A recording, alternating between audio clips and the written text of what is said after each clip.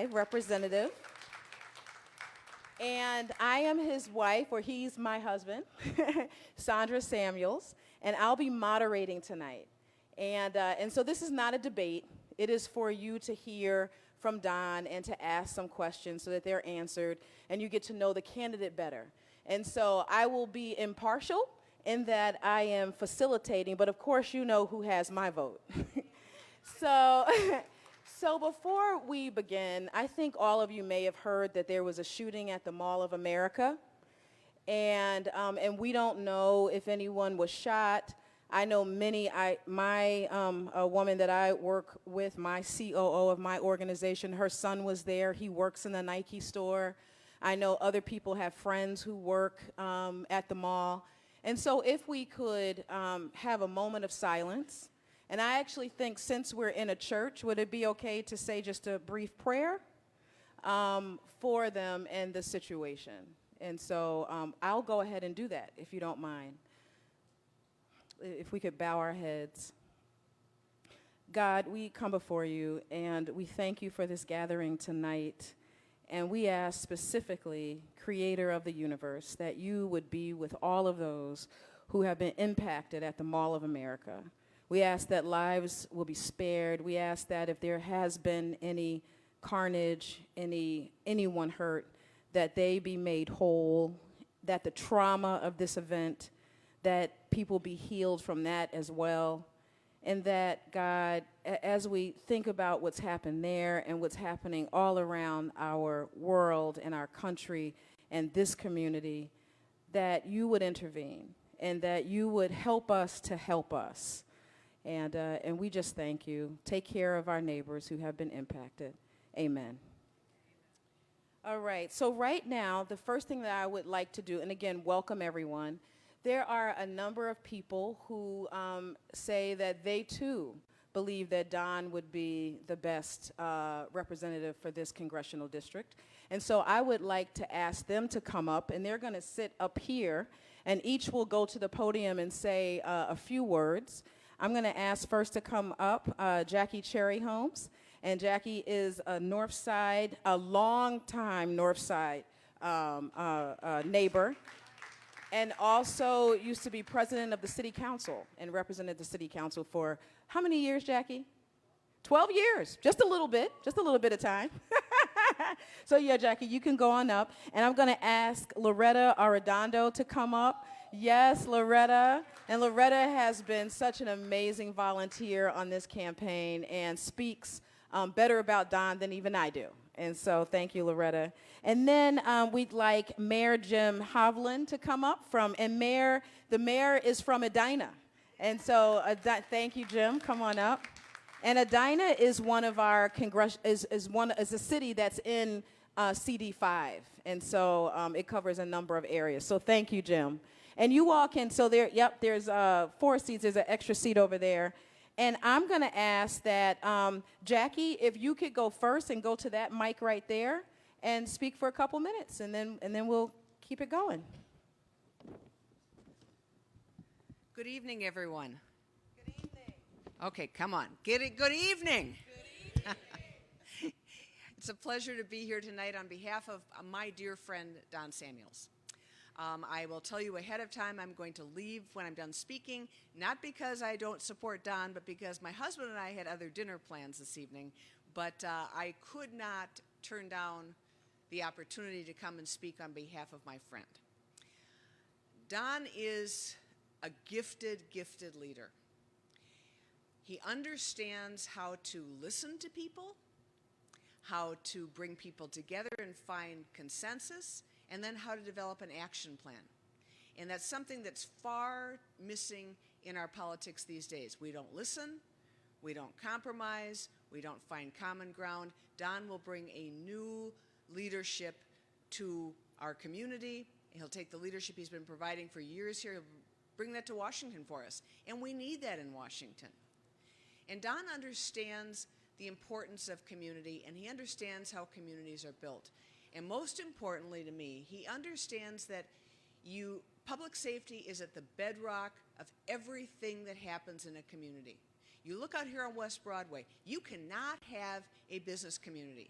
You cannot have BIPOC businesses in your community if you don't have public safety. You can't have strong schools if you don't have public safety. You can't have good parks if you don't have public safety. You can't have affordable or market rate or any kind of housing if you don't have public safety. Public safety is the bedrock of what makes a community strong. But it has to be public safety that is speaking for everyone and that unites people. And Don understands that. It's not about the police or the community. It is truly about both and his ability to listen to people, bring people together, and find consensus will be a new voice and a new way of doing business in the world of public safety, both here and in Washington. I am so, so proud to endorse Don. I am so proud to count him as my friend and to count Sandra as our friends, and can't wait to see a new tone and new leadership, a humble servant leader in Washington.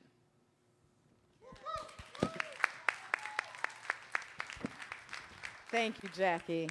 And so next, I'm going to have Loretta. If you could go up, that would be great. How do you follow that? I just want to let you all know that I am so excited to be here and to be supporting Don Samuels. In the midst of everything that happened, our city burning, electeds getting on board with defund the police, Don came through as the voice of reason. He came through and said, we need to focus on the both and approach. And for me, native to that particular community on 38th in Chicago, to have somebody say, stop the presses, we need to focus on safety for all, whether it is the police officers that are doing the killing or whether it's the community that's doing the killing. We need to get back to common sense thinking and work together, and that is what Don offers. So thank you so much for running. I appreciate you so much. Thank you, Loretta Arredondo. And we know that last name now, don't we? Thank you so much. And Mayor? Thank you, Sandra. I was just looking down at Sandra and Don and thinking how I first got to at least meet Don, not necessarily know Don, but I think he was either on the school board or on the city council in Minneapolis. But his wife, Sandra, and I were on several what they called inner-city leadership trips, where we went around the country to see what other communities were doing around particular issues that were important to all of us. I don't know if we came home with a lot of great ideas, but we developed a lot of wonderful friendships, and it gave us a chance to get away from the Twin Cities and talk about what we needed to work on at home. And over the several years that we traveled together, would talk occasionally while we were on these trips, I really came to admire her. And so I got to thinking, yeah, that Don must be quite a guy to have entered into marriage with Sandra, because she's such a special person. I thought he must be a special guy too. So Sandra, let's give you a big round of applause first.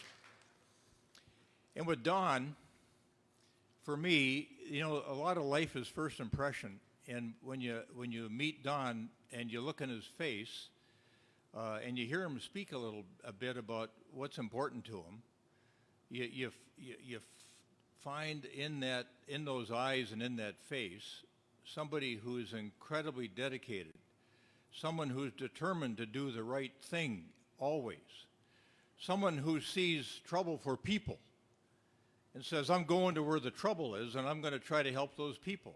He moves up into a neighborhood where there's all kinds of challenges, a place that shouldn't have the kind of challenges it has, and he's here for many, many years, over 2 decades, helping people. And so when he goes to other parts of the metro and he says, I'm going to run for Congress, you know that he's not a guy who's just talking about it, he's walked the walk. And when you hear Don talk about the reasons that he's running, and you can sense his faith, I looked up here and saw that happy are those who trust in the Lord. It made me think of Don, because he's always happy. And if there's stuff going on like we saw today with some of the information that was released by Ilhan, a really negative sort of campaign, Don turns the other cheek and takes the high road. He takes the high road. I heard Reverend Andy Young on the news this morning with his daughter talking about a new book that they'd written, and he said, when trouble comes and hate comes your way, be happy, be smart. Don't go down to that same level. You'll never see Don do that. He'll never take the low road. He's always taken the high road. And so we are really blessed, I think, in our metropolitan area to have this couple that represents all of us so well. And then to have Don step up and say, we can be a safer place. We can be a better place. We can be a place that works really well together because we're all in this together. And we all got to figure it out together. So Don, my personal gratitude, the gratitude of half my town that's in the 5th for running, and we're going to support you any way we can, and we hope we get you there, and I think we will. Thank you.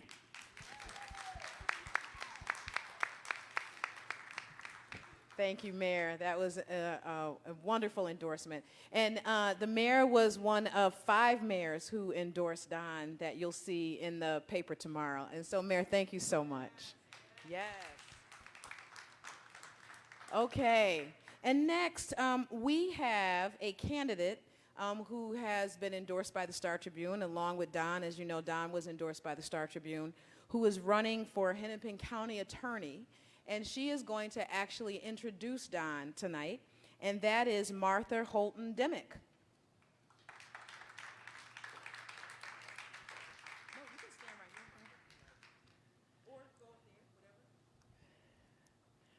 Hello, everyone. Good evening.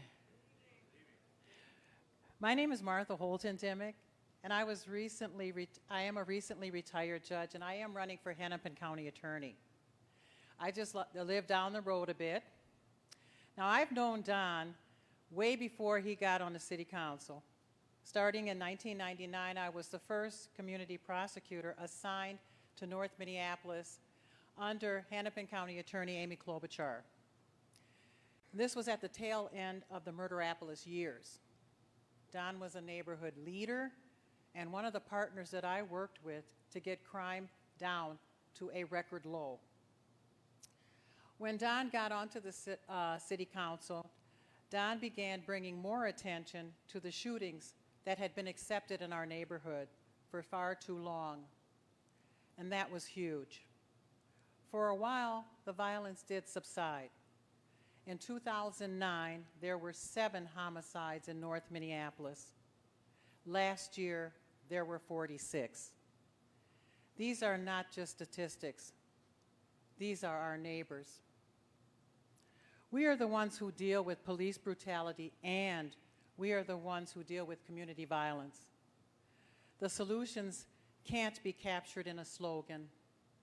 They require resources, work, and leaders who listen to their constituents. Yes, more than ever, we need leaders who will put their interests of their constituents above their own political agendas.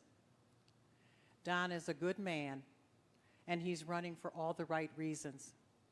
I am proud to support Don, and I look forward to working with him when he is in Congress, and I am the next Hennepin County Attorney. Don? Thank you. Thank you. And I know you heard, but I'm going to repeat that, Martha is a Northside neighbor, and her husband, Jim. And we have a blackberry bush in our yard because of Martha and Jim. We ride by their home in North Minneapolis all the time, and we're able to scoop up some blackberry seeds at one point in time. So thank you very much. And so, Don, you are up. Thank you, honey.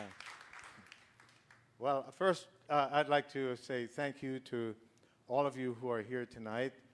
Your presence here means that you care about our community, you care about our district, you want to see a change, and you're hoping that someone gets in office who will be responsive to your needs and address the changes that you want to see. That is what makes a community at any level, whether it be a neighborhood, a ward, a city, a district. Everybody wants to be safe so that they can continue to build their lives for them and their children. I want to also thank Bishop Howell and the members of Shiloh Temple. And, you know, this is a Pentecostal church. My dad was a Pentecostal preacher. So I'm at home right now, and I could, in a Pentecostal church, the clock is not that important. So you might never get out of here. It says 9 o'clock, but, you know, depends on how the Spirit moves. But seriously, when there are a lot of Pentecostal churches and groups that are more heaven-focused or very heaven-focused. The effort is to get you converted and then get you ready to go to heaven. And there's a certain kind of neglect of community and politics and the realities of the world. And so for Bishop Howell to take such a strong leadership in his community, he's not just an unusual pastor, he's an unusual Pentecostal preacher, and he's a gift, true gift to this community. Yeah, thank you. And let me say thanks to all the folks who have spoken, to Carlotta and, is it Loretta? I'm sorry. I'm always doing that. To Loretta and to Jackie and to Mayor Hovland for speaking on my behalf. And Mayor, you have to receive the thanks to all the four mayors who have joined you to endorse me for Congress. Thank you very much. It means a lot. Yeah. And the reason it means a lot, of course, is that mayors get elected. Their primary role is really public safety. If public safety isn't right, the mayor is not going to be happy, and he can lose his job. And so mayors are serious about public safety, and that's why I'm honored to have the support of 5 mayors from the region of 5 of the largest communities. And then I also want to thank my wife, Sandra. And Sandra is a star. Let me say that when I was in college, I made a pledge, a commitment, that I would always live in the most challenged community of any city that I lived in. So when I lived in St. Paul, I lived in 1980 to 84 around Selby Dale. When I lived in New York and Manhattan, I lived at Avenue D and 7th Street. This is back in the 70s. If anybody knows Manhattan, you know, the North Side ain't nothing compared to Avenue D and 7th Street. And then in communities all around the country. But when I got married to Sandra, and she said yes, very shortly thereafter, really, the issue of where we would live came up. But we had spent so much time talking about it, about the fact that when her parents, who were young sharecroppers in the South, left and came in the last wave of the Great Migration, they came to a better life and had a better life and ended up, in fact, becoming strong middle-class people who, after fair housing laws were passed, left Newark and came into the leafy suburbs of Scotch Plains, New Jersey. And because of that, Newark lost its middle class. And the rest is history. Cory Booker had to try and repair all of that, right? And we talked about that and how we needed to be part of the fix for that. And I know the way that government fix it: pour money in, pour resources to help fund businesses, pour money in for special ed, pour money in because of the flight of the middle class and the concentration of poverty. And we made a commitment, and thank God for a wife who would do that, to live in the most challenged section of the Northside community. And she moved in with me. I can't think of another prospect in all of my wifely pursuits that would ever have agreed to such a decision. So this is an incredible woman. Give it up. Give it up. And she didn't just move in to say, hey, we're black folks in the black neighborhood. She moved in to get involved and gave up a profitable career as a business consultant with an MBA to start from scratch with a couple $100,000, the Northside Achievement Zone. Give it up for Sandra. Yeah. And I get to live with her. It's a very exciting life, let me tell you. And in fact, we talk so much about our work, you know, in the North Side at home, that sometimes our daughters in growing up used to look at it and say, hey guys, at the dinner table, hey guys, we're here, you know. And so they paid a little bit of a price for it, but they're better off for that also. So, a long introduction, but you know that oh yeah, Martha. I'm sorry, Martha. I've seen Martha so many times during this. We've been at events together. So she talks and I talk, and I don't acknowledge her. We just talk. So sorry, Martha, about that. I appreciate you and your love for the community. And when I see middle class, you know, there's a great fear about gentrification. But the fear is not really so much gentrification. The fear is really the fact that the white middle class will come back and just take all the properties up, and black folks won't be able to afford it. They'll have to leave. Black folks don't mind when the black middle class moves in because it's a different vibe. It creates a stronger community. So I celebrate when a middle class African American comes back in and helps to build community and shows what success looks like. You can't go wrong. This is how we're going to restore the black community in cities all across the country. So I have to say that for those who don't know, I am from Jamaica. 53 years ago, I came to the United States to study design, and I graduated with an industrial design degree, and after graduating, the first thing I did was find the first black Baptist church closest to my home, because I so energetically wanted to be part of the civil rights movement, and I knew that that's what the cradle of Martin Luther King's development, and I wanted to be in on it, and to be part of social change. And so I joined Ebenezer Baptist Church in Providence, Rhode Island, 1978. First time I moved out of New York. And since then, I've spent many, 2.5 decades in that community, and worked and lived and volunteered intensely in those communities, in St. Paul especially, before moving into Minneapolis and getting involved in politics. So I have a deep commitment. This is not, you know, trying to find a nice house with nice woodwork and great bones and for a cheap price. For me, it is, let's get involved in community and make a difference and give back and make our life worth something. That's what it's about to me.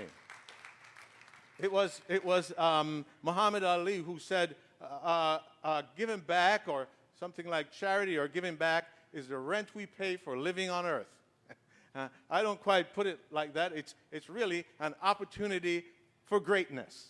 As Martin Luther King said, anybody can be great because anybody can serve. And so we're serving here, and a lot of folks here are serving our communities together. If we do it together, not apart, but together, hold hands together, collaborate across difference. Sometimes people you don't see eye to eye. I can't tell you how many people have written to me and said, I don't see eye to eye with this guy, but I support him. In fact, my Pentecostal preacher brother in Jamaica just Facebooked me yesterday and said, this dude and me, we don't see eye to eye on some things, but he's the real deal. Why? Because he doesn't believe in gay marriage. He doesn't believe in LGBTQ rights. He knows I do. He's not happy. And in fact, without me, he probably would have thought I'm going to hell. But he knows that his brother is made of the right stuff. And so when we have relationships, we can tear down walls. I'm changing my brother. I can tell you that. He wouldn't have said that years ago. But he's realizing that my life has been full of true sacrifice. And he's wondering, well, how does that go with that? And so he has to change his mind, as I had to change my mind, as we can change our minds. If we set an example, if we reach out across the aisle of difference and work cooperatively, we can change people's hearts by being real, by being genuine, and by setting an example. So I have a great hope in America, even though the Republicans sometimes seem like they're going down the wrong road.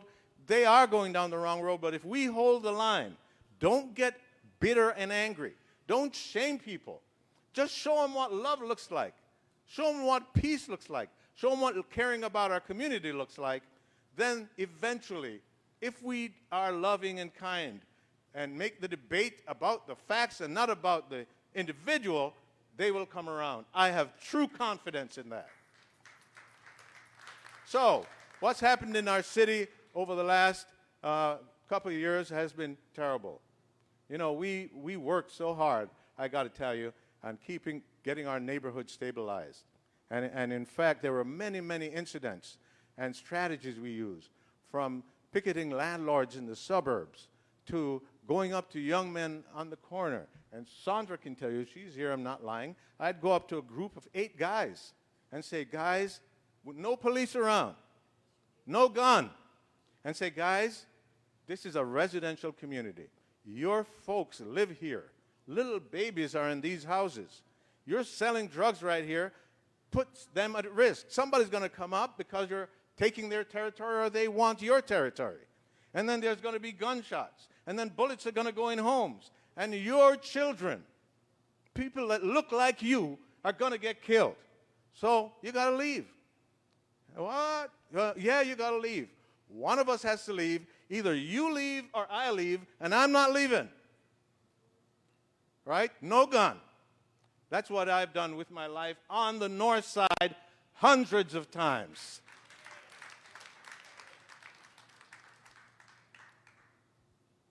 I remember one time there were 4 guys, one had a pit bull, and I went up to them at Knox on 26. That's when Knox on 26 was hot. And I said, guys, you got to leave. I'm sorry. You got to leave because you're selling drugs. It's against the law. You know, I'm a black man talking to you, black dudes. You got to leave. We're not having it. You're putting our community at risk. Hey, who are you? Who are you? You know, and there's one guy, he's really rambunctious. They're holding him back. And they had a pit bull. So one guy said, sit the pit bull on him. Sit the pit bull on him. 4 dudes with a pit bull. So, but I know street tough, right? I can do it. So this is what I did. I turned my back on the pit bull and the guys. I picked up my phone and I said, hey, 911, I called 911. I'm here and there are 4 guys threatening my life, and they've got a pit bull, a brown and white pit bull, and this guy who's trying to threaten my life, he's got white sneakers, brown shoes, black hair, and that. And I described all of them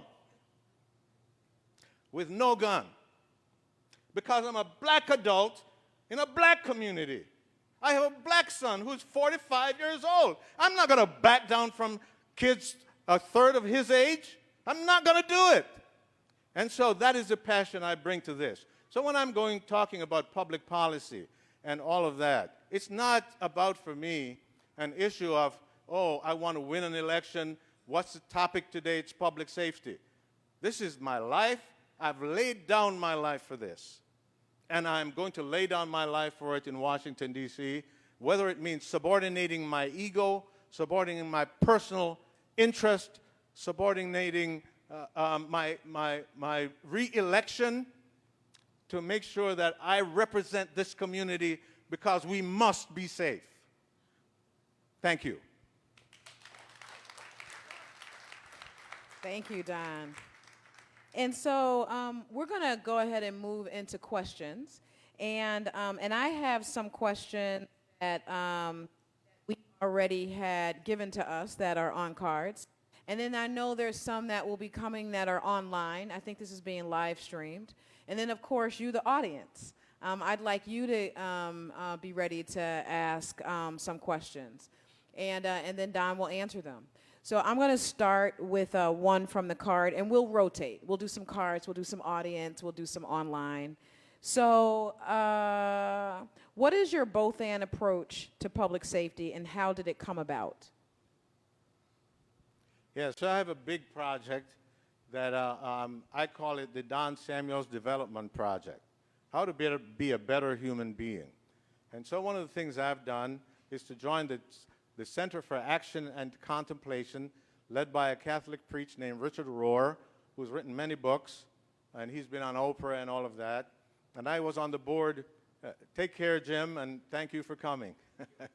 I was on the board. Eventually, I asked to be on the board of the Center for Action and Contemplation. So yeah, I meditate, I pray, and all of that.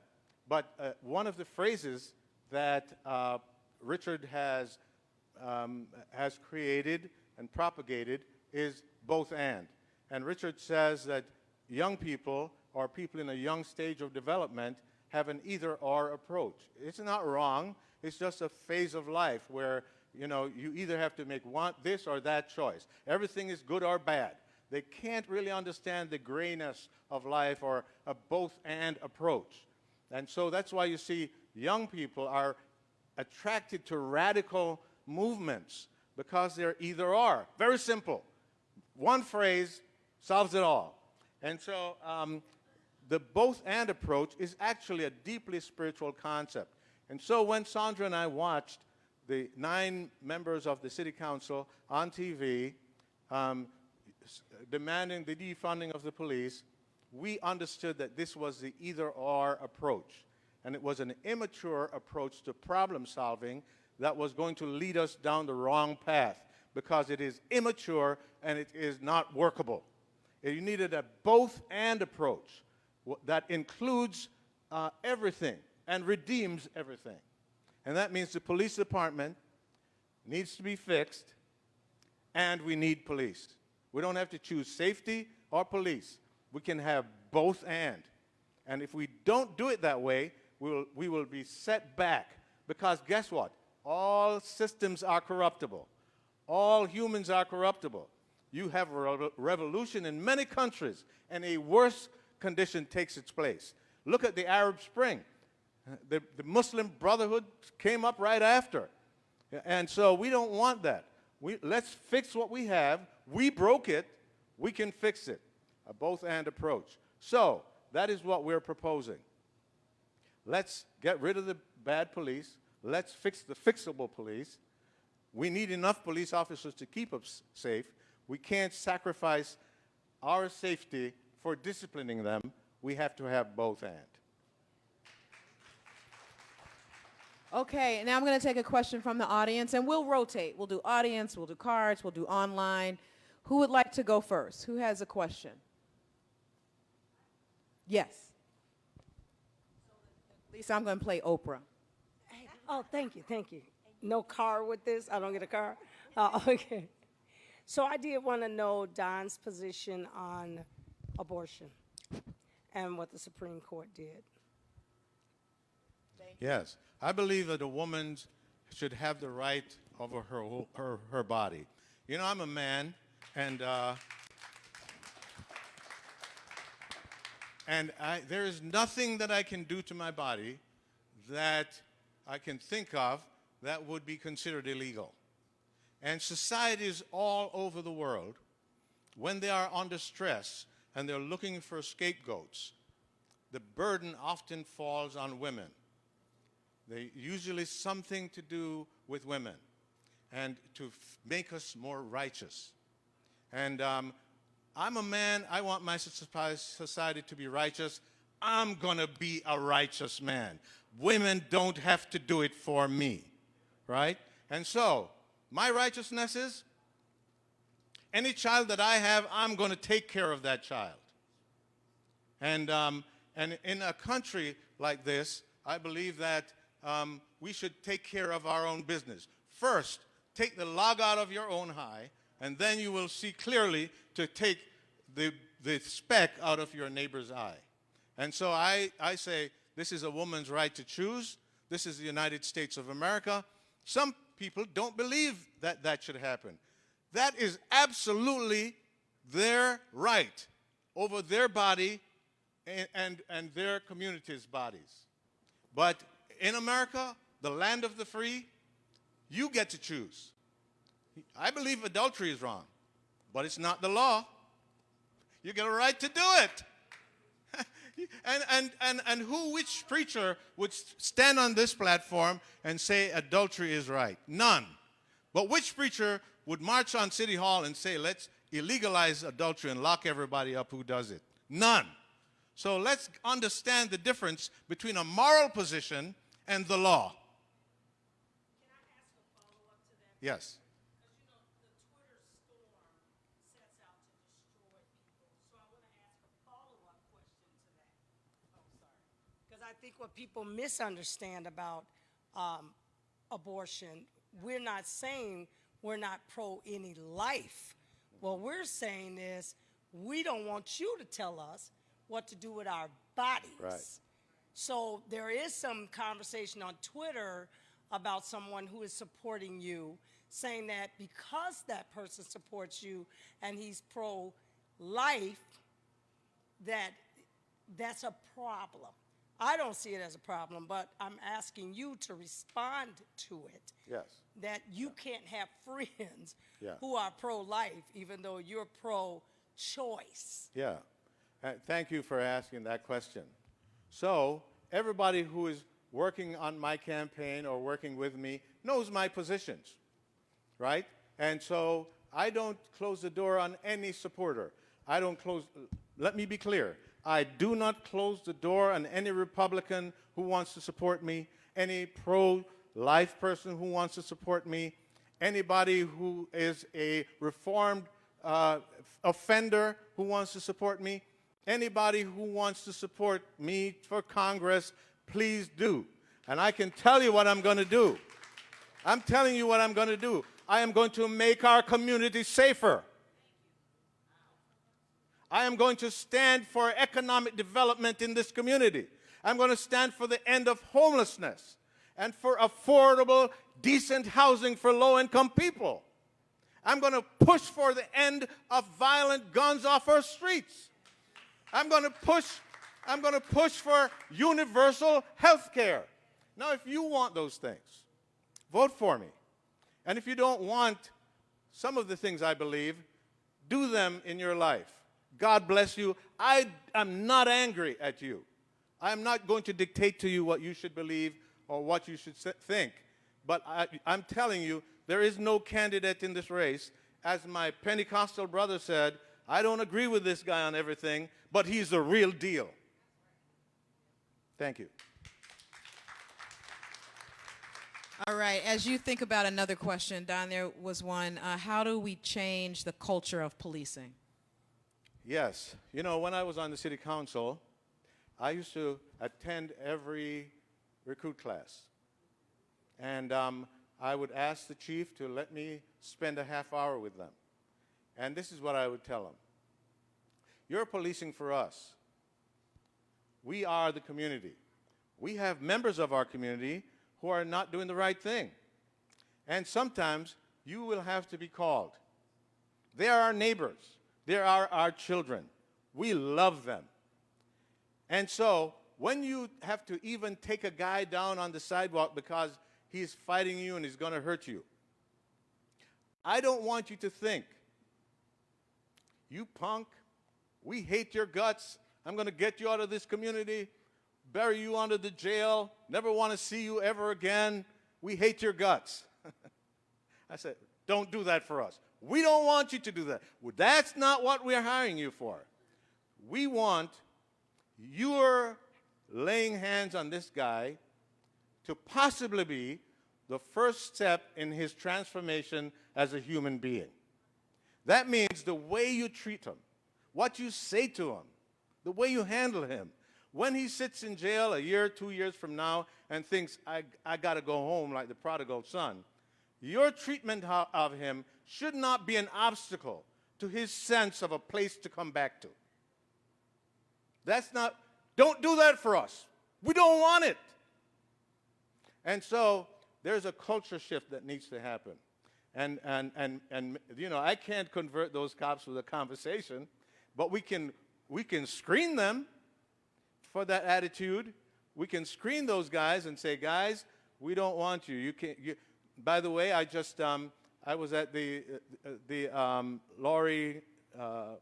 Loring Park Arts Fair, and a young lady came up, African American, and she introduced herself and said, I'm the first African American psychologist in the recruitment process for cops. Yeah, isn't that great? First one. And she said, you know something? I get some bad letters because I'm turning down some people. Yeah, and she said, you know, some of the guys who come in, they have problems. And so it's good to know she's there. That's one thing.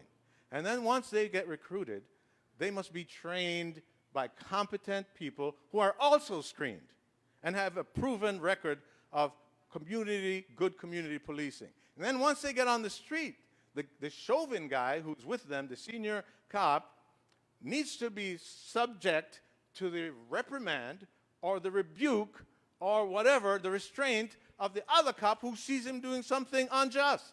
And that cop should not have to pay with any impact on his career. And when the chief disciplines that guy, he needs to stay disciplined, and 50% of them should not be coming back into the force to defy the chief's discipline. All right. Okay, let's take another question from the audience. Yes. You know, there was just a report on, I think I just saw it yesterday in the news about housing costs in New York, how Manhattan is extremely expensive. I mean, but the other boroughs are too. And if we need more police officers here, what about the idea of maybe trying to recruit 100 African-American police officers from New York to move here, join the force here, and also the idea of maybe having the sheriff's department patrol in the city as well, to have more police presence? Yes, that second part is happening. It's not happening as much as it should, but I know that the MPD is working on getting other jurisdictions to join here to get involved in policing. So, you know, it's a little bit touchy time for getting cops to share the load in Minneapolis because of the attitude towards police in the last couple of years. But you know, we are getting some of that help. And then regarding recruitment, yes, there are going to be some creative. Right now, we are in negotiation, mediation with the city. You know, we filed a lawsuit against the city, Sandra and I and 6 of our neighbors, filed a lawsuit to restore the numbers of police to 730 plus, which is required by law. And we won in the Supreme Court. And so now we are in mediation with the city's lawyers to negotiate what the recruitment processes might look like to demonstrate best effort. And so we're now negotiating that. I can't say more, but those kinds of ideas are in process.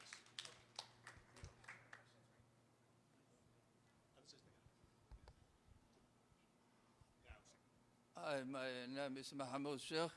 My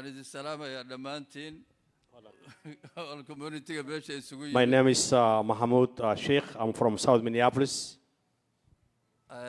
وأريد السلام يا دمانتين سلام كدب سؤال عن قبا وحي تاي أنه صوت مديابلس أن كان نمد وحنا نقول نمد إن نبت قليا أنا كهذا النوكونا سبوت قرينه.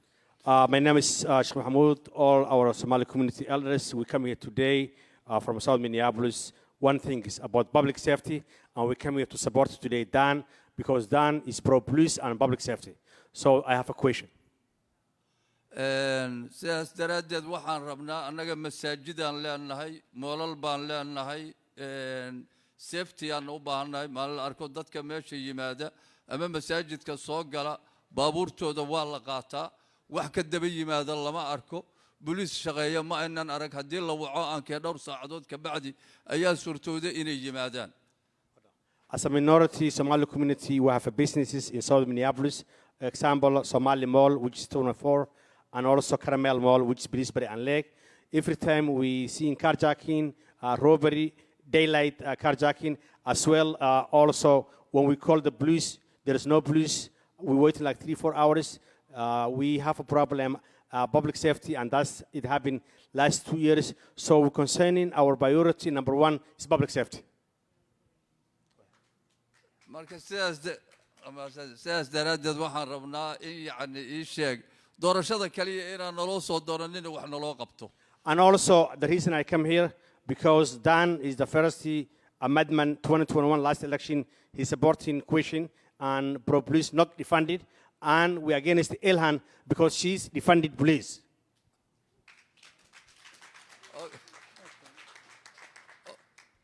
war kale taan igu jiraan ma jiraan waa mahadsantihiin waa idin salaamayaa dhammaantiin community-ga oo dhan dhammaantiin waa idin salaamaya. Okay, my last question. If you elect Congress, how do you work 5 district mayors about public safety and your plan the first 100 days? Thank you.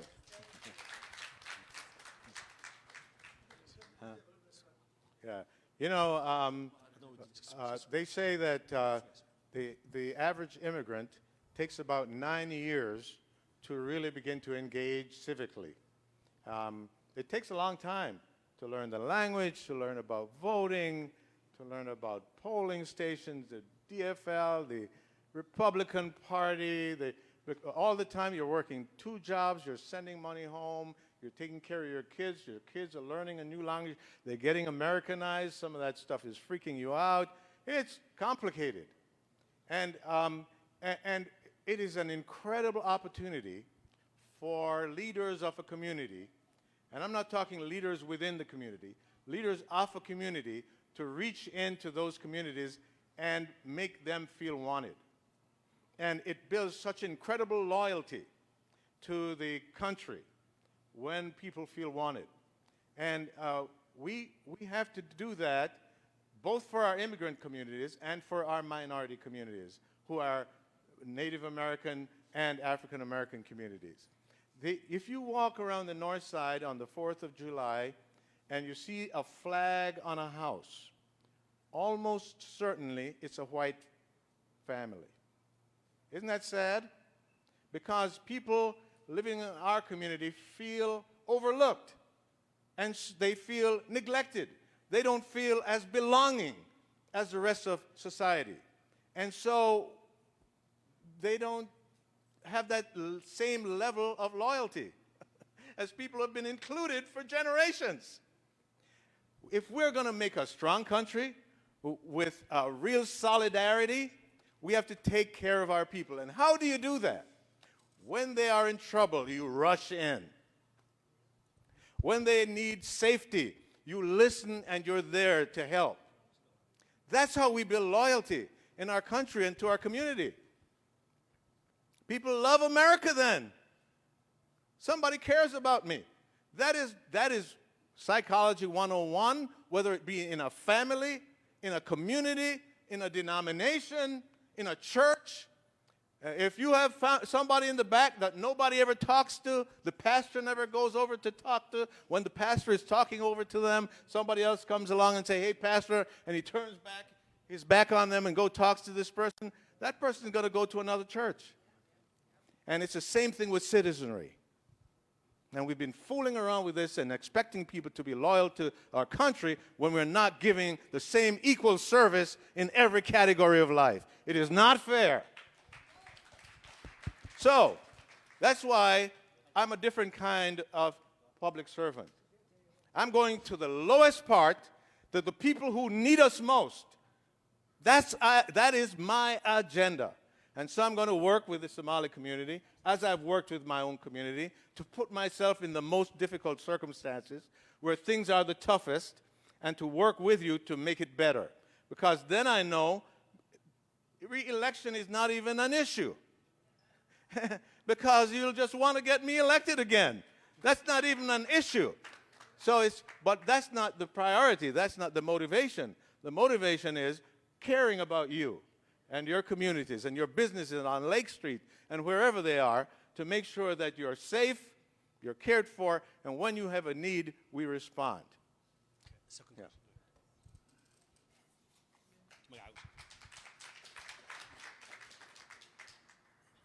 magacayga waxaa la dhahaa Khaliif Qaarey. Xafladan galabta aan nimid oo quruxda badan waa ku faraxsanahay. My name is Khalif Qari, and I'm from South Minneapolis High Rise. I live in Minneapolis Public Housing. Da'dayda waa 82 sano. My age, I'm senior, 88 years old. Anigu Ingiriis ma aqaan, guriga waxaan deganaa 18 sano. Ingiriis ma aqaan, waa iska xanuunsanahay anigu. Marka ammaan dartiis yaan u imid meesha. I don't speak English, but Muhammad translates with me, and I live Minneapolis Public Housing 18 years. So last 2 years, I was not able to go outside and walk and exercise because it's safety. So that's concerning me. My health issue will be very tough challenge. Bilis nooma yimaado, xaafadaan degannahay bilis ma yimaado.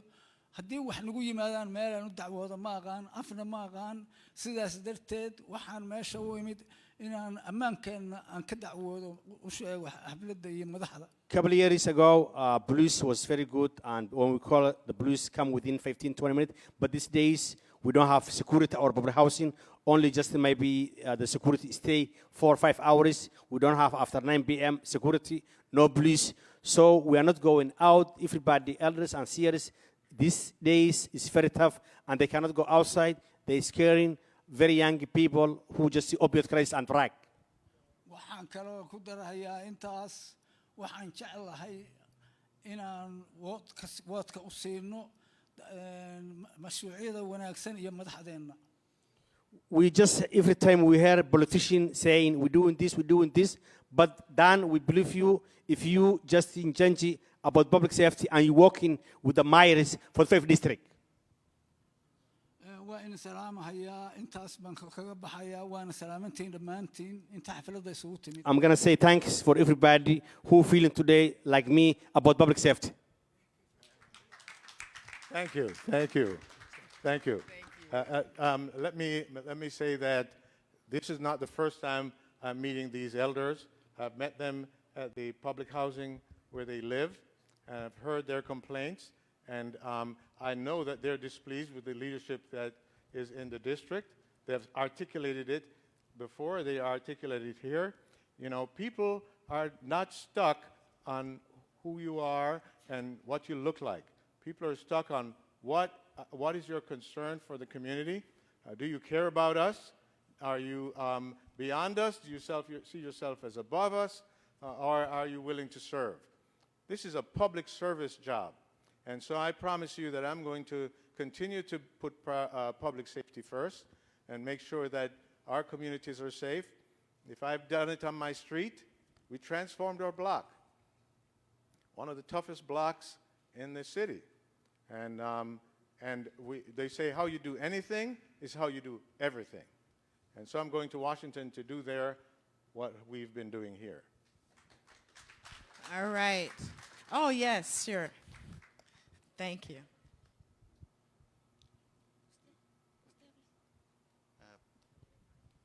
Bueno, mucho gusto estar aquí con usted, discutiendo aquí sobre lo que usted quiere ser un congresista. It's a pleasure being here, discussing with you the fact that you want to be our Congress person. Bueno, nosotros hemos trabajado con bueno, usted ha trabajado con nosotros, o sea, en City View que había algunos problemas y You work with us in City View resolvió algunos problemas. and you solve problems for us. Entonces ahora, como usted va a ser un, creo, congresista, solamente quisiera decir que And now that you're running for Congress, I would like to say okay, en la educación ¿qué programas puede haber para jóvenes que puedan ayudar a progresar en deportes y en tecnología? in education, what kind of programs could we have that will help our young study more sports and technology? Para que no estén con malos amigos vendiendo drogas o alguna cosa así, programas alternos principalmente en high schools. Alternate programs that will help them not have, bad friends selling drugs. porque es un problema porque los muchachos cuando salen de high school no tienen nada que hacer, sino simplemente irse con los amigos y cometer muchas veces errores que les cuestan muy caro. Like right now, you know, after school's over, they don't have anything to do. They just go home and then, you know, end up doing bad things that will cost them. En otra, también estoy en un trabajo donde muchas veces llegan muchos jóvenes, he visto que quieren progresar, pero simplemente tienen un mal récord. And another thing right now, I'm at a job where people do come, but unfortunately they have a bad record. ¿Y cómo podemos ayudarles a ellos para que puedan progresar And how do we y no also, sigan cometiendo delitos o crímenes? and how do we help those people so they can keep progressing and not continue committing crime? Ese es un problema que tenemos actualmente en el norte de Minneapolis y yo creo que no hay programas exactos para la gente que lo necesita. So those two issues are ones that we have here in North Minneapolis, and I don't think there's specific programs that fix those. Y no importa la raza, no importa, o sea, sino simplemente que hay que ayudar a los jóvenes. Con educación se combaten muchas cosas. And race doesn't really matter. It's just a matter of helping all of the youth. Gracias. Gracias. Gracias. Now, what's his name again? ¿Cómo se llama? Fidel. Fidencio. Yeah, thank you. Gracias. And let me say that Fidencio mentioned my working with his neighbors in City View. City View is a set of buildings as you go by 7th Street and Plymouth there. And I discovered that the living conditions in there were so abhorrent that there were pests, mice, fleas, roaches, everything, and that the landlord was not fixing stuff. And the way I found out is because the youth in the buildings were in a soccer league. And I was introduced to a soccer league by the gentleman who was from the university who was helping to train the kids in soccer. So, of course, the parents are almost 100% undocumented. And the landlord wants it that way because they can't complain. And these folks don't even complain when there's a crime against them, even a robbery, because they don't want to interact with the police. The landlord knows that. And so he wants it that way. And so the terrible conditions. I went to the police, the fire chief who does the inspections, and I said, you know, there's all these stuff going on in there. He said, well, you know, it's just, we'll do an inspection. He came back, he said, well, we found, you know, half a dozen violations. So went back to the kids, and I said, how is it? And they said, it's still bad. So I said, give me a tour. So they took me on a tour. It was notorious in there. Open junction boxes with wires sticking out, and filth all around, and urine in corners from guys who were coming in because the door wasn't locked in the wintertime, and sleeping in the hallways and peeing in the hallways. Terrible, with children there, high proportion of children. And so I went back to the fire chief, and I said, I've been in there, and it is unlivable, and you guys need to go inspect it. Went again. He said, oh, well, yeah, we went, and we found about 20 violations. I said, nope, it's not 20 violations. And I insisted that they go back. And they came back, and they said, thank you. They found 300 violations. 300 violations to finally, and so it took a council member having 3 different meetings with the fire department, the inspections department, to give this community some relief from the unlivable situations that exist for them. This is the reality. And this is, I am going to stay in touch with these families, whether it be the Somali families, the Hispanic, Latino families, or the businesses on Lake Street. I'm going to stay in touch with my neighbors. We're going to live in the same house we've lived in for 25 years. And I am going to be taking your issues to Washington and those are going to be my priorities. So I'm going to address these issues. After-school programs, early childhood education, remedial support for children who are in crisis because of drugs or because of too much time on their hands. We're going to have to make these things a priority, and I promise you I'm going to be a champion for that in Washington. So those are the two things he talked about, Don, was around how education and what are you going to do, right? Yes. You named some things, Yeah. but education for young people who, are struggling because of the Yes. current reality, and then also for those who around jobs and Yes. And by the way, let me say that, when Sandra started the Northside Achievement Zone, it was because we knew that families needed that kind of wraparound support. And the Obama administration was having the same vision at the same time and gave the Northside Achievement Zone $28 million. And now the Northside Achievement Zone has 1,100 families, 2,300 children in that program. And so it can be done. Money can come to communities to provide wraparound service for families, in families especially who need those services which suburbanite, well-heeled communities automatically give to their children because they know their children will have problems without it. Why are we allowing the lack of those things that families know that they need and that they can't do without, otherwise their children will be carjacking? Why are we allowing those conditions in our city? And so the federal government has to get involved in that. Okay. And then the next question, and this is from online, what is your plan for homelessness? Yeah, homelessness is one of my 3 priorities. Homelessness, during the Reagan era, before President Reagan became president, the federal government was deeply involved in providing homes for the homeless. And President Reagan said, the government is too big, we shouldn't be doing this stuff, local communities should do it. Well, right about that time was when fair housing laws were beginning to kick in. And white flight was taking place, middle class flight was taking place, and communities started to become either middle class, lower middle class, and poor. And there was this concentration of poverty that automatically resulted from the great thing, which was fair housing laws.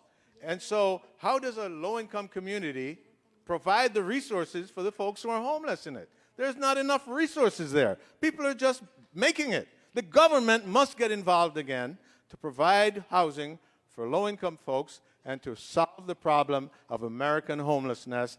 A first-class city in a first-world country should not have homelessness. Buenas noches, mi nombre es Elsa Buenas Guamán y tengo una pregunta para usted. I have a question for you. ¿Cuál sería su plan para las calles en donde la violencia es muy alta? Por ejemplo, las balaceras en la calle que yo vivo es de todos los días. What would be your plan for the streets where the shootings are daily? Example, where I live, there are shootings every day. No es, o sea, las balaceras que no es un día sí, un día no, es todos los días. It's not one day, it's every day. Yo en lo personal pues ya tengo mucho miedo, tengo un niño de 6 años que tiene mucho miedo también. I'm very afraid. I have a 6-year-old, he's also very afraid.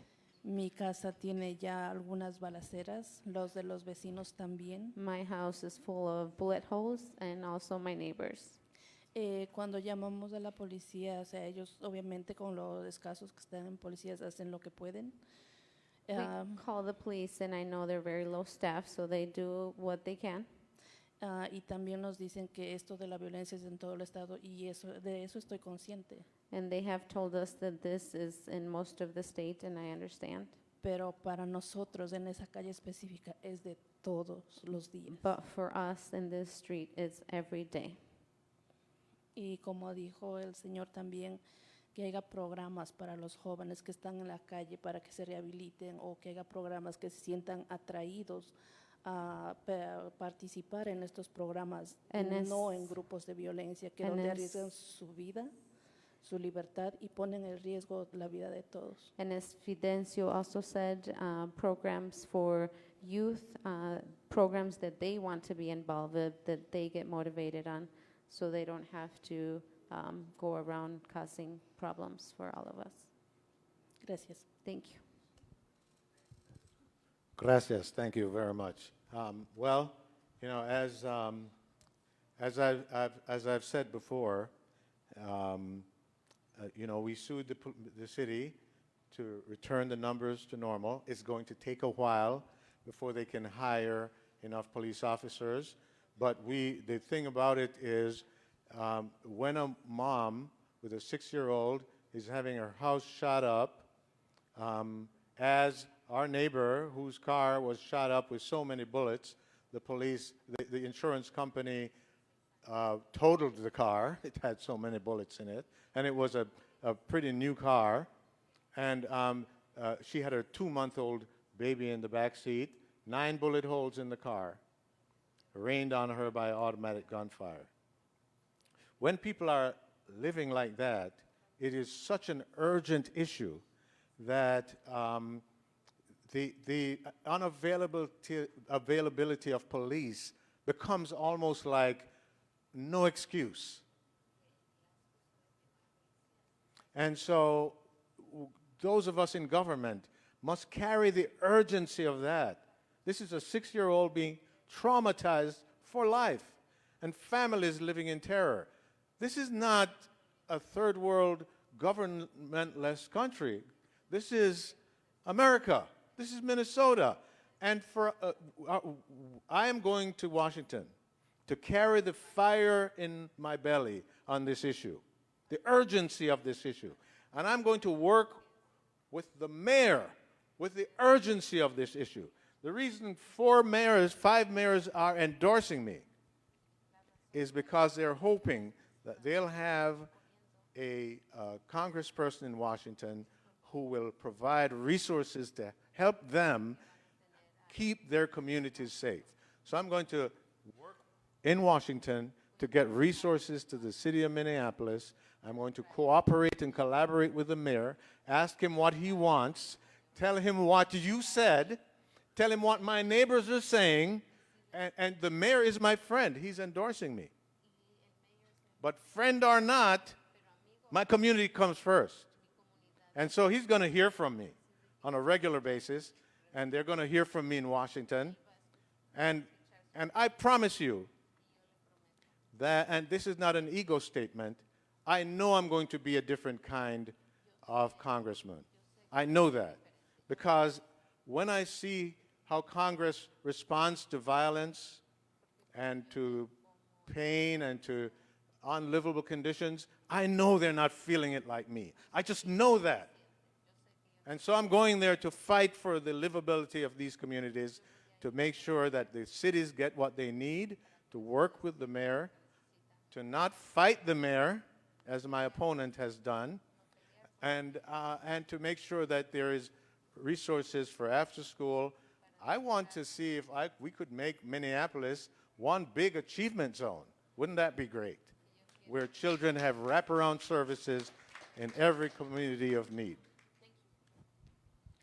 Thank you. Don, this is a great online follow-up from one of your possible constituents in the suburbs.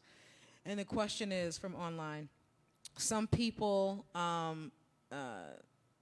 the Congress doesn't have anything, some people think that Congress doesn't have anything to do with public safety.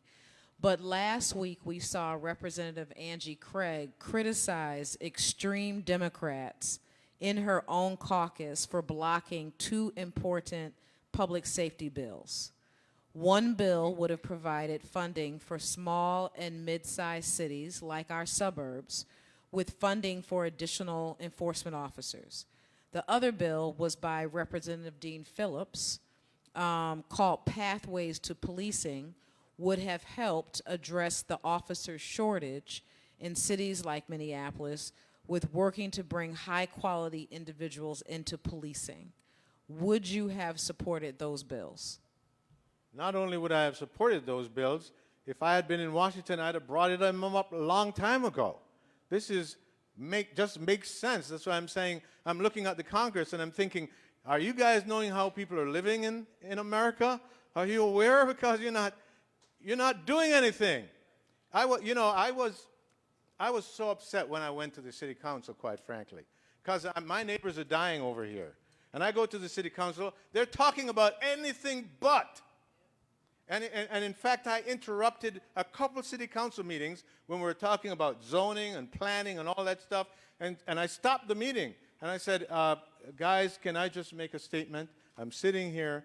2 people got shot on the north side last night. And that's all I can think about. I can't think about the windows in the side of this building you're arguing about. And I just want you to know that I'm torn up.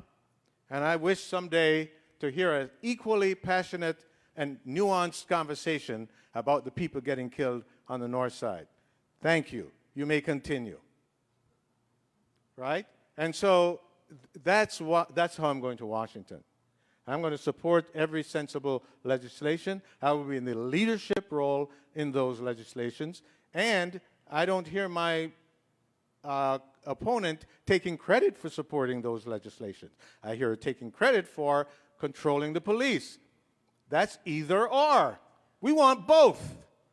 Supporting legislation like the George Floyd Act, the Amir Locke bill, but also supporting the Andrew Craig and Dean Phillips bills, or trying to do things to make Minnesotans safer. Why should the 4th District and the 3rd District be safe and the 5th District be neglected?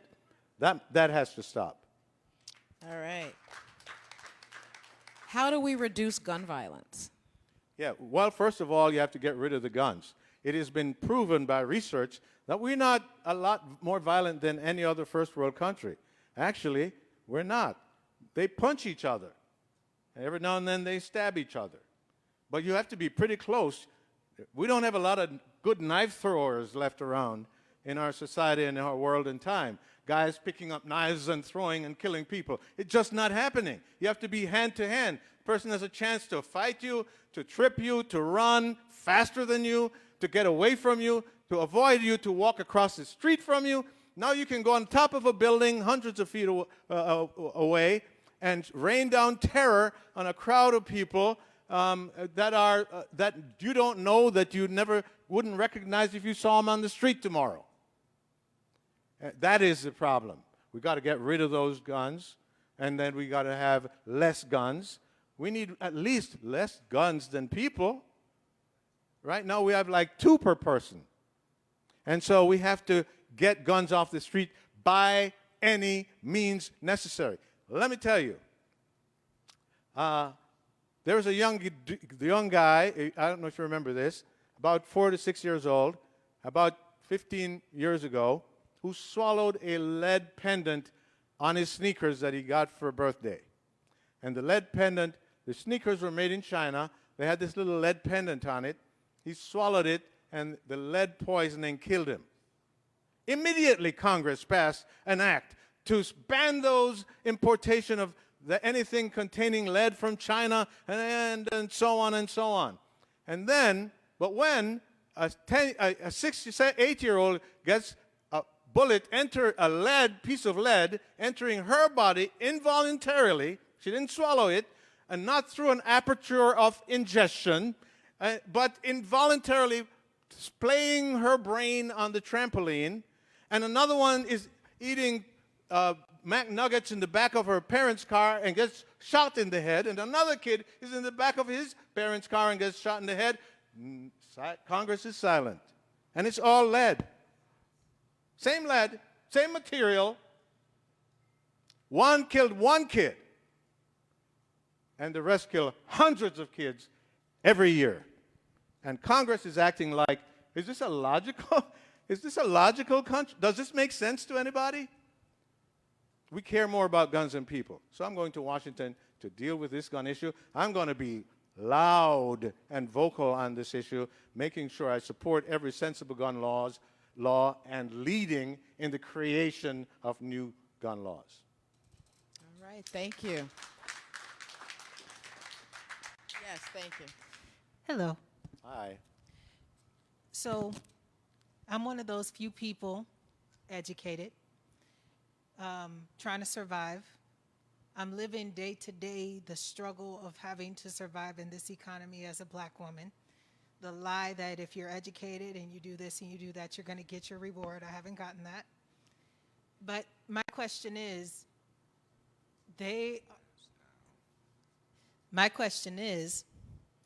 how do I know that my concerns are going to be heard in Congress?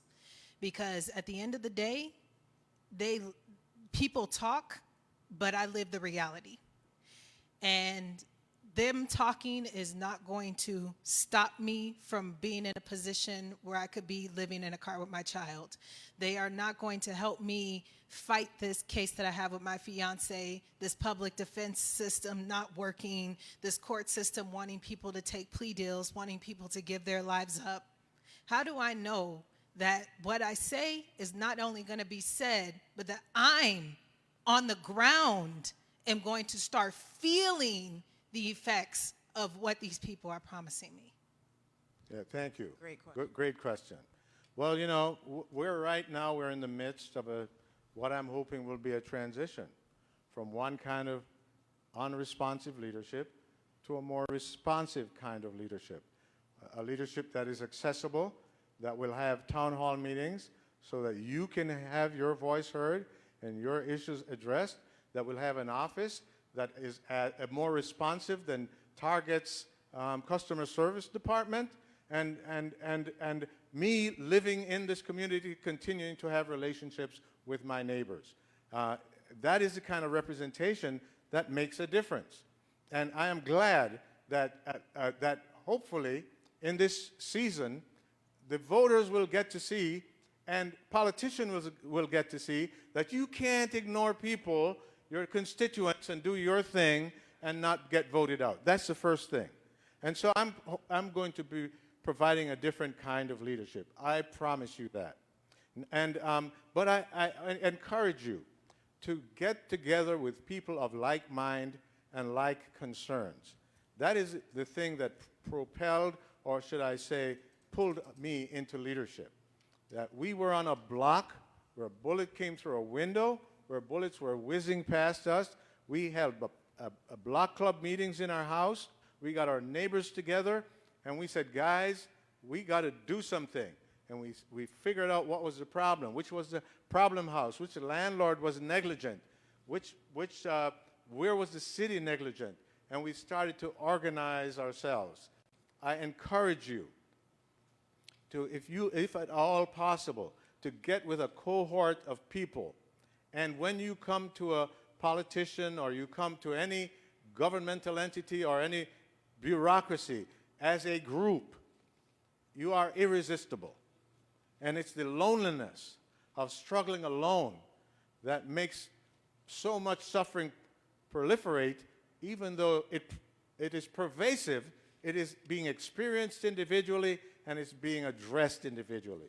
So we need a little organizing on the ground, and we need a little more responsiveness from politicians. I promise you to do my part. I ask you to struggle to do your part, to get with some people of like mind and concerns so that your voice can be amplified. Thank you. So, Don, there was another question from online. What do you think, what are the major issues of the Congressional District 5? What are the major issues, the key issues, and how are you going to solve those? Yeah, so one of the major issues is, of course, crime. And you know, we've talked about that. I'm working on it, both on a local level with our lawsuits, relationship with the mayors, and we're friends, me and the mayors. We're partners now. We're going to work on public safety together. But then there's also the whole issue of homelessness, which is another high-pain issue. Not having a home, having children living in your car with you, and not being able to afford a place. I'm going to Washington to make sure federal government again gets involved in low-income housing subsidizing it robustly, and also dealing with homelessness, getting people off the street into those homes. And then on the gaps, the achievement gap. Sandra and I have had up until I started to run for office, and KMOJ had to get us off the air because I was now running for office, and they're a 501c3 nonprofit. But we had a show called Power to the Parents every Sunday morning at 11 o'clock, and we talked about early development of the child, the development of the brain, and what parents can do to actually accelerate the development of the child's brain, the actual physical development, not just being smart and quick, but the physical structure of your child's brain. And we know that the first 1,000 days is the most important. And so I'm going to Washington to advocate for good quality early learning centers so parents can send their children to them at a reduced rate so they can get a job, go to work, being confident that the person taking care of their child is even more skilled probably than they are. We're going to do that. That is the beginning of gaps, because if you don't learn to read by age 3, you can't read to learn after age 3. Third grade, I'm sorry. By third grade, you read to learn. After third grade, by third grade, you learn to read. After third grade, you read to learn. So if you don't learn to read, you can't read to learn. And so when the child is prepared early to read and to accommodate new information, then by third grade, they're gone. You can't stop them. And so I'm going to fight for that. That is the mother, the fountainhead of all gaps. The employment gap, the graduation gap, the achievement gap, the wage gap, the wealth gap, on and on and on. And in fact, I'll tell you, I have an idea I'm throwing out, and I throw it out to you because I'm in this context, that we make reparations put it on the table with an offer to the government, a proposal, that we fund 3 generations of education at every level for African Americans and Native American people. Because that is what gets you started. Free education all the way up to PhD for 3 generations. Wow, that would be incredible for the African American community. Now you're starting to build up your brain, you're starting to get good jobs, you're starting to build up wealth, you started to pass on wealth to the next generation. It's how we're going to make it. It's how we're going to close the gaps. Any other questions? Yeah. One in the back. Yeah, so my name is Jenny, and I live in North Minneapolis. Actually, today my mom insisted that I come because her bike was just stolen 2 days ago in front of our home, like right in our lawn where she parked her bike every day, and it was locked. So basically, she want me to come here and to basically report this situation, and also to see like what are some actionable changes that you envision that will happen if you get elected. And also, when we reported the theft to police, basically there was nothing that they said they can do. They said they can give us a police report, but that's basically it. So how can the police be more helpful when things like this happen, when our property or sometimes even life were at risk?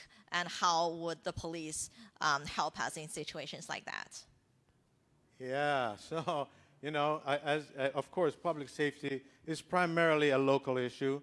You know, that is certainly a bike being stolen from in front of a house. That's definitely the precinct commander, the city council member, the mayor's job. But my job, my official job is to be in Congress. My unofficial job is to just give everybody hell around public safety. So I'm going to come from the bottom as a neighbor and advocating with all those who are responsible, and I'm going to come from the top to provide resources for whatever can be made available to the cities. I'm going to do it from both sides, holding my public officials who are accountable to me and you accountable for the livability issues we have, and then working with the mayors in tandem to make sure that they have the resources to get the job done. This is, again, it's not an issue of available resources. I am convinced it's just a matter of the heart. It's a matter of the heart. You know, my daughter had a splinter in her foot from the deck. We had a kind of splintered deck. And so she got this big splinter in. I was mowing the lawn. She cried out. I grabbed her. Didn't know what was happening. He said, my foot. I looked, there's this big splinter. I'm afraid to do that stuff, you know, but I sent the other sister, her other sister, to get a pair of tweezers, and I finally, you know, after rummaging around, I got everything out. She was fit to be tied. She was crying. I was holding her. She was crying. Couldn't be consoled. I'm thinking now, got to mow the lawn. I got somewhere to go. Got to mow the lawn. Stop getting quiet quick. Get quiet quick. And then it hit me that this was actually my most important job. It was to hold her when she was hurting and to make her feel safe and to understand that Dad was going to be with her in the toughest of situations so that when she meets some crazy con artist, joker guy who's trying to sweet-talk her and neglect her, she understands what a jerk looks like and is not seduced by some fancy talk. She knows it's going to be a guy who can stay with her in her pain and otherwise take a walk. And so I was doing important work for her life, caring about her, staying with her, holding her. We have to do that as politicians. My God, can we just stay with our people, listen to their pain, hear them, make it generate some energy and urgency in us so that we can change things, bring resources, change our cultures, transform our priorities. That's what we need. There's too much pain going on around. And our politicians need to begin to feel it with the people and transform our priorities. Otherwise, what happens is you get a big donation for your campaign from some rich guys, and they come after you to go solve a problem for them that takes up all your time. If you're only motivated by next election and funding, that's what we do. But if we're motivated by the voters, the constituents, then we care about them enough to stay with them and not think about the big lawnmower thing going on. That's your priority and not the priority of your greatest responsibility, which is to your constituents. Thank you. All right. And so, Don, we're going to, is there one more question from the audience? We're going to start to wrap up. Oh, great. Yes. Excuse me. Hi, my name is Isaac Israel. I'm a student at St. Louis Park High School. And, you know, I've been following this race for a little while. I followed, you know, your opponent a little while ago, and over the past few years, you know, I've watched what she's done in Congress and what she's said. And, you know, there's been a lot of things that I was really, really, really against. I mean, the whole Armenian genocide thing, she voted against condemning that. Voted against the infrastructure bill. But first, what really made me want to, you know, support and you know, a primary opponent was her anti-Semitic comments. And, you know, I'm a Jewish student, and you know, St. Louis Park, we're all from St. Louis Park here. The St. Louis Park Jewish population is very high, and what I just want to know is, you know, what will you do to represent the Jewish community, and what was your reaction to those comments, you know? So, yeah, thank you so much. Yeah, thank you. Thank you for coming, question. and great to see three young guys coming out I mean, you warmed my heart, guys. I wasn't as mature as you when I was your age, that's for sure. I didn't even know what politics looked like. So I appreciate you coming out. Now, let me say that Congresswoman Omar has hurt a lot of people's feelings, right? And she's hurt the Jewish community's feelings. I can't speak to her intent, but I know that on the issue of Israel and the Jewish people, she has used clumsy and hurtful language, and language that suggests that she is a little bit ignorant about the history of anti-Semitism. Now, in this very building we are, this is the Old Highland community. This is where the Jewish community lived in huge numbers, the largest numbers at one point in the city of Minneapolis. Black people used to live more south of here, but blacks and Jews could not live north of Broadway right here outside these doors. This is just 50 years ago. There were signs saying no Jews, no blacks, no dogs in this community. And so there is a bond here of common alienation in the history of this country between African Americans and Jews. And we must not forget that history. And to make careless statements that threaten to encourage or embolden those who hold those sentiments is irresponsible or ignorant. I'm not sure. But neither is acceptable in a leader. She's hurt many people in the Jewish community. She's hurt many people in the African American community. 78% of the African American community didn't want to get less police. She didn't ask us. She didn't want to know what we thought. She was getting words from all over the country. She gets 85% of her funding from around the country. So she's connected with a niche market of activists and far left philosophers who are telling her, giving her information rather than the community. Look, she just hurt the Somali community. Her leaders just showed up here and say we want to get rid of her. 10,000 Somali young people booed her off the stage at the Target Center 3 Saturdays ago. She couldn't talk. For 5 minutes she tried to talk. They wouldn't let her talk. So community after community after community, she's alienated and hurt or ignored and not served while becoming very popular nationwide and even globally, making global trips to London and the Far East, even during this campaign without any kind of coordination with any kind of United States plan or strategy. So this is a call, this is a come to Jesus moment for her, if you pardon the pun. This is where we are. This is a come to Jesus moment for Ilhan. Come to Allah, come to God. You need to serve the people who elected you. And that is my commitment, to serve the people who elected me.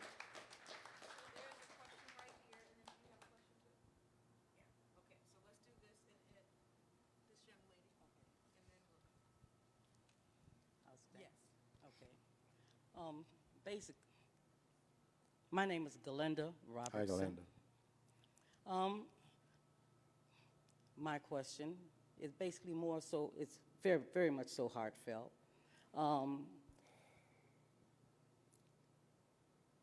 And you were talking about community and families and building relationships. And a lot of hurt can come from government officials. I'm going to have to put it like that. In separating families illegally. And yes, it happened to me. And I want to know, what could you be able to do to help in that area? When I say illegally, let me go a little bit more further. And I will say even up to the State Ombudsman's office.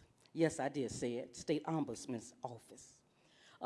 With separating families with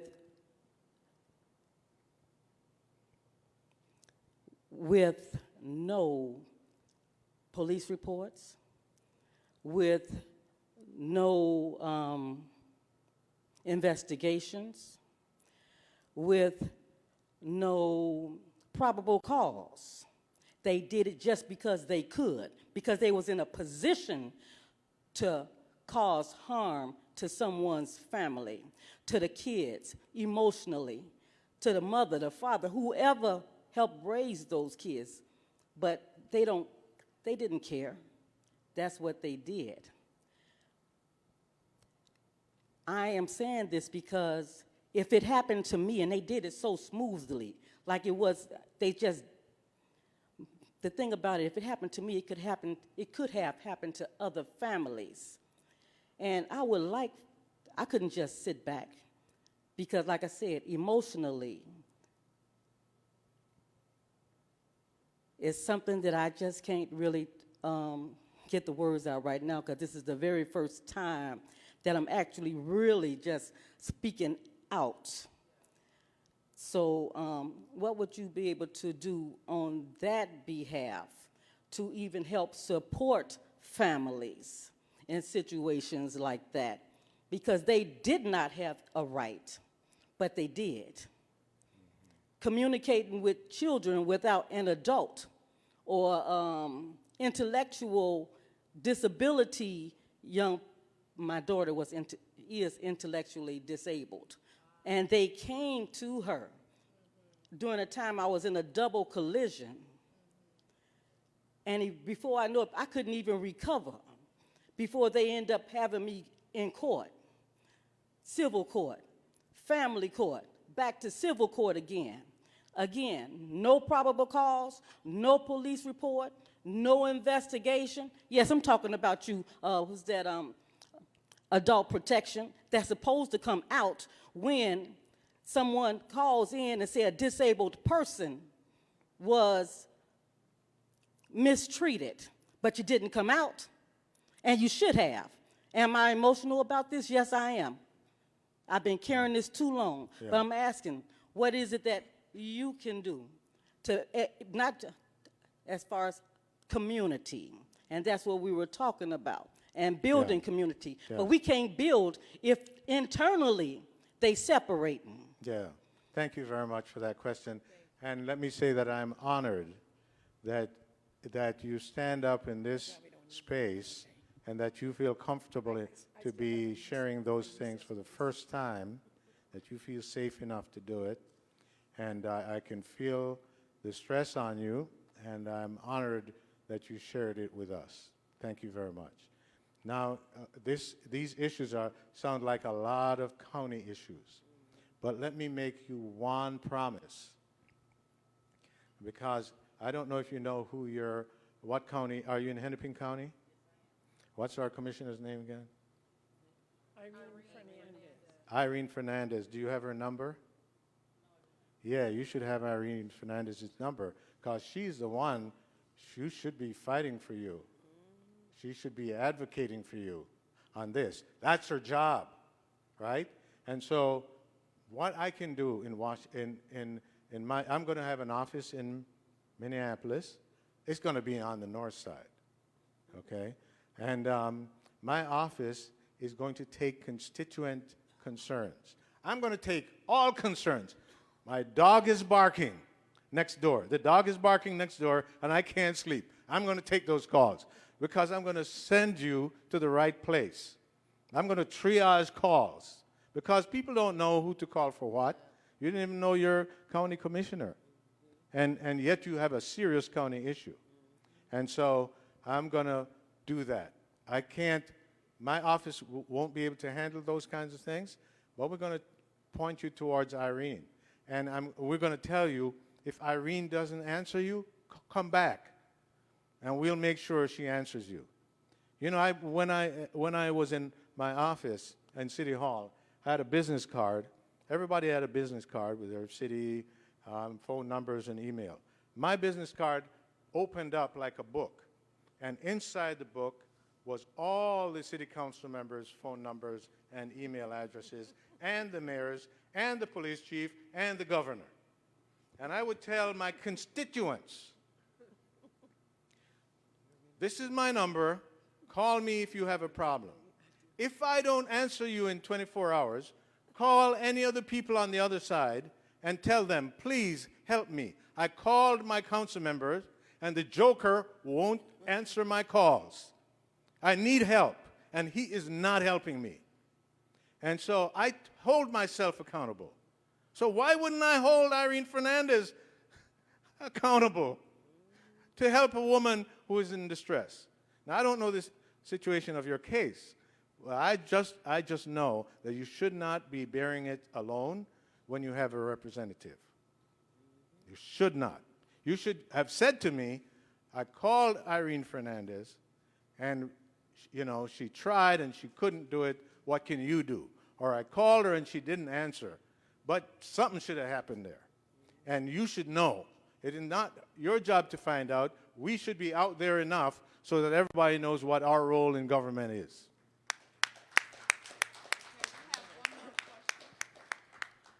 Okay, so Hi, Don. So since we are sitting directly north of Hobbs Field, which is North High's football field for those people listening that don't know that, I'm going to give you a chance, because you know it comes up every time you're speaking around here, to talk about the one really bad thing that you said about North High School that keeps perpetuating itself. And so I would like to give you a chance to clarify that. Yeah, so what we're talking about here is, I was talking to a reporter from St. Paul, Minneapolis St. Paul magazine, and we were talking about education.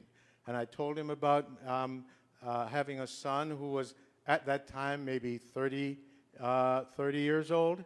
Yeah, I think, in fact, he was 30 years old. That I was a single dad, carted him across the country to 6 different cities. Every city I went to the school department, and I said, show me the performance of kids according to race. And every city I went in, whites up here, Asians right here, Hispanics right here, blacks down there. Every city, the 6 cities we lived in, including St. Paul. And I said, I am just so sick of this thing. And at that time, it had just come out that North High was failing to graduate 72% of black boys, like my son. Failing to graduate 72%. Why is that allowed to continue? And that's when I said, they might as well burn North High down. And now, I got to tell you, I've taken a lot of heat for that, because I know people who are very loyal to North High. People went to North High and graduated from there, have a lot of sentimental feelings about it. People at North High at the time felt proud of North High and had sentimental feelings. So I kind of overstated my case, and so I apologized. I apologized many, many times. And I'll keep apologizing as often as it comes up, because it helps to show that I care about people's feelings. You can't be so passionate about what you care about that you hurt people, right? Because then the educational failure is hurting people. So why would I, in an attempt to fix the hurting of the uneducated, hurt somebody else? It doesn't make good sense. So I apologized. But I still am passionate about this issue. That's why I went to the school board. That's why I said to Sandra, yeah, let's get rid of the Peace Foundation, which is addressing violence, and go ahead and turn it into the Northside Achievement Zone to help families educate their children. All right? So education is really important to me. I'm passionate about it, and I went crazy one day, and I keep apologizing. I'm sorry. All right. Thank you for that question. Okay, well, we are at the end now, and thank you all for being here and asking such amazing questions. Really appreciate you. And this is how democracy works, right? This is how it works. And I promised you. Well, I was going to give you a chance to close. Oh, okay. All right. And so Don, I want to, and if you could, brevity is a leadership skill. Just take a couple minutes, and whatever you haven't said yet, go ahead and close us out. Yeah, all right. Yeah, so August 9th is the primary. That's Tuesday. So everybody here should vote on August 9th. Okay. Can you guys vote? Okay. Next time. All right, great. Vote. Yeah, you can get people to vote. Tell your parents, August 9th, and your friends' parents, and your older siblings. All right, August 9th. And if you want a yard sign, I think we still have some back there. Yep. Please take a yard sign, stick it in your yard so your neighbor can get to vote for the best candidate in this race. And let me say that I intend to hold frequent town hall meetings because I want to hear what the concerns of my neighbors are. I want to hear about that stolen bike, even though the government, the federal government, is not directly responsible for that. It's the city government. I want to hear about it because I'm going to talk to the mayor about it, right? They're my friends, not because they're cute. You saw Hovland in here. He's not that cute, but he's my friend because he's going to help make this community better, right? My relationships are built around common values and service. And so we're going to listen to everybody, and we're going to make sure that we carry the pain on. And so constituent service, town hall meetings, in the aisle at Cub Foods, on the street. You're going to see me walking up and down Broadway. I'm going to be accessible, and hold me accountable. I'm saying it, hold me accountable. I want to serve you. I want to show a different kind of leadership in Washington. The one thing I didn't get to mention is I'm going to work across the aisle. On this side, you have the Democrats, and on that side, you have the Republicans. I'm going to set aside half an hour each day to meet with each congressperson on both sides of the aisle. There are 430-something of them. I can do it in 2 years, so that when I stand up to make a speech in Congress 2 years from now, everybody out there is my friend. Everybody out there respects me as a human being and knows that I respect them. And so I have a greater chance to get legislation passed in Congress for my community. Thank you very much. All right, everybody, thank you for coming out. August 9th. Can we say it all together? August 9th. It doesn't matter after that. The Democratic candidate that you want to see representing you, the decision will be made now. I mean, if you want to vote early, please feel free to do that. But August 9th is the date. August 9th, August 9th, August 9th. All right, and everybody, thank you so much.